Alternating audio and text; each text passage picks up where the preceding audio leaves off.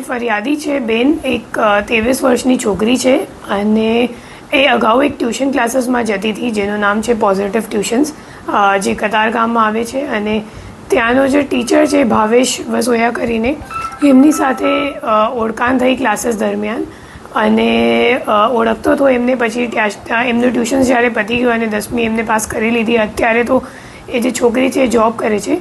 પછી પાછળથી 2023માં જે ભાઈ છે ભાવેશભાઈ વસોયા, તો એને છોકરીના નામનું એક ઇન્સ્ટાગ્રામ પર ફેક આઈડી બનાવીને પછી એમને હેરાનગતિ કરવાનું શરૂ કર્યું. તો ત્યારે એ લોકોએ એક અરજી આપી હતી લોકલ પોસ્ટેમાં, ખબર નહોતો કે ખરેખર કોને બનાવ્યું છે. પછી હેરાન કરવાનું બંધ થઈ ગયું તો એ લોકોએ પછી લાઇટલી લીધું. પછી આ વર્ષમાં 6ઠ્ઠા મહિનાથી એ લોકોએ ફરીવાર બીજો ઇન્સ્ટાગ્રામ પર ફેક આઈડી બનાવીને એમાં છોકરીનો ફોટો મોર્ફ કરીને અશ્લીલ તરીકે મોર્ફ કરીને પછી ત્યાં અપલોડ કરવામાં આવ્યો. અને એના સિવાય વર્ચ્યુઅલ નંબર મારફતે વોટ્સએપ પર ગ્રુપ બનાવીને છોકરીના જેટલા સગા સંબંધી છે બધાને એડ કરીને એવા અશ્લીલ ફોટાઓ ત્યાં મૂકવાનો એ ભાઈએ કોઈ શરૂઆત કર્યું.